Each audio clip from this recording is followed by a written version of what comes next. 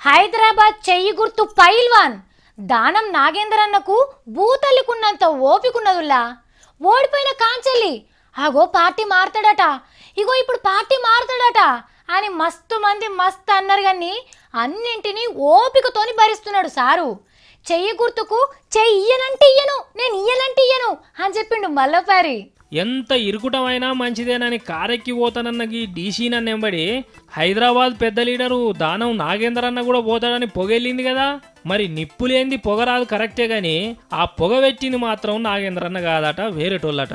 ఇందులో ఎవరి ప్రమేయం ఉందో తెలియదు కానీ పొగబెట్టి పంపించేటువంటి కార్యక్రమం కూడా జరుగుతుందేమో అని కొంచెం నాకు అనుమానం కలుగుతా ఉంది. కాంగ్రెస్ పార్టీలోనే ఉంటాము, కాంగ్రెస్ పార్టీలోనే అన్ని అని పక్కాగా బల్లగుద్ది చెప్పి ఇంకా అనుమానం ఎవరికన్నా వత్తదో ఏమోనని మాట్లాడుతుంటేనే కాంగ్రెస్ కండువా కప్పించుకున్నాడు. అజంక దానం నాగేందర్ అని వెనకెళ్ళే పొగ గురించి చెప్పుకొచ్చిండు. గ్రేటర్ హైదరాబాద్ లో ఉన్నటువంటి పూర్తి 24 నియోజకవర్గం సంబంధించి నాకు ఆర్డర్ వచ్చింది. దానికి సంబంధించి కూడా కొంచెం నాకు మనసు కొంచెం గాయమైంది. చెప్పుడు మాటలు ఇన్నుడు బంద్ చేయాలి ఢిల్లీ వాళ్ళు. ఎందుకంటే చెప్పుడు మాటలు ఇన్నడం వల్లనే కాంగ్రెస్ పార్టీకి ఈ పరిస్థితి వచ్చింది. సారు మనసుకు గాయమై సప్పుడు చేయక కూసుంటే అసలు మనిషే కాంగ్రెస్ పార్టీ నుంచి గాయమవుతారని బదనాం పుట్టించిరట.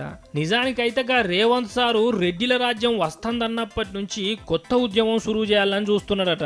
మన కాంగ్రెస్ పార్టీ అధికారంలో వస్తే బలహీన వర్గాల వాడే ముఖ్యమంత్రి అయ్యే విధంగా మేము ఒక పోరాటం చేయాలని కూడా మేము ప్లాన్ చేస్తున్నాం. మనం చేస్తున్నాం అంటే కాంగ్రెస్ అధికారంలోకి వస్తే దానం నాగేందర్ అన్న కూడా ముఖ్యమంత్రి అభ్యర్థిత్వానికి పోటీ పడతాడు కావచ్చు. అసొంటిది వేరే పార్టీలకు అన్నెందుకు పోతాడు చెప్పురి. అధికారం లేకపోయినప్పుడే మాకు ఇంకా ఎక్కువ పవర్ వస్తుంది, ఎక్కువ పవర్ జనరేట్ అవుతుంది మాదేనన్న విషయాన్ని కూడా ఈ ప్రభుత్వం గ్రహించుకోవాలి.